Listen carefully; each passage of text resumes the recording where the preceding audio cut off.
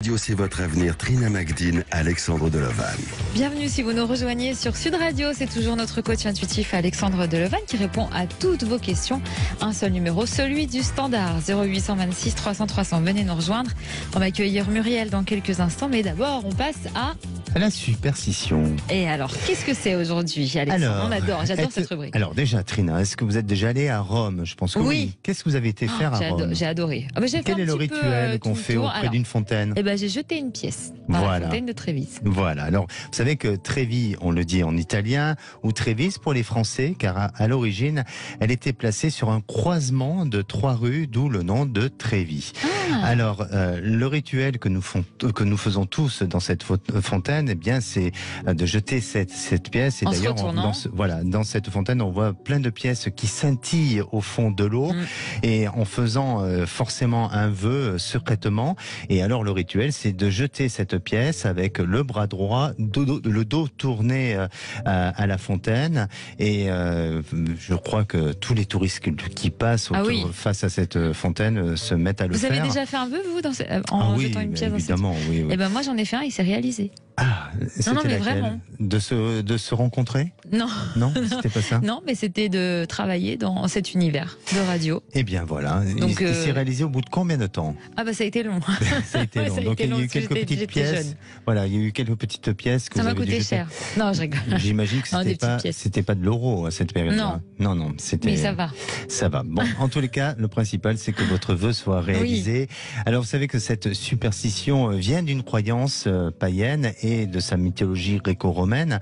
Alors, celui du royaume d'Hadès. Vous connaissez le royaume d'Hadès? J'ai entendu parler. Oui, c'est le royaume de l'enfer.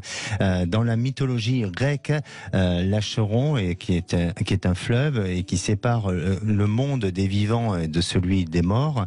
Et pour faciliter le passage du défunt d'un monde à l'autre et de le protéger des bouches de l'enfer, eh bien, il convenait de placer dans la bouche du passeur Charon.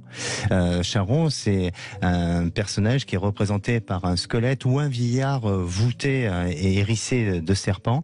Alors, il suffisait de lui placer une pièce de monnaie dans sa bouche en offrande pour pouvoir le rémunérer et le remercier pour ses bons services. Et ça vous permettait de pouvoir aller vers le monde des anges et non pas celui de l'enfer. Alors, à défaut de paiement, eh ben, pas de paix possible pour le disparu.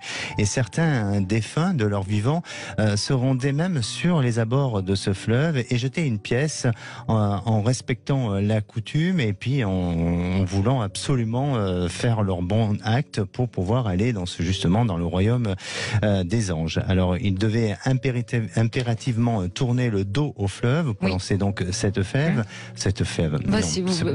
Pourquoi pas? C'est ce que vous voulez. Hein. Oui, on peut associer la pièce à une fève, pourquoi pas. Et oui, puisque c'était pas des euros pour certains à cette époque-là. Voilà, exactement. Voilà. J'ai compris. Hein. Voilà, et puis la symbolique de la fève, d'ailleurs, il faut que je le fasse. C'est très ancien, et puis ça a aussi une symbolique, la fève. Donc, justement, et puis, vous voyez, c'est l'effet Mandela, ça. Hein. Et à partir de là, et dès l'Antiquité, les fontaines on a suscité pas mal de choses autour des fontaines, et puis elles sont devenues un peu le lieu des dieux et des vœux aussi. Donc c'est pour ça qu'on jette cette pièce dans cette fontaine-là. D'accord.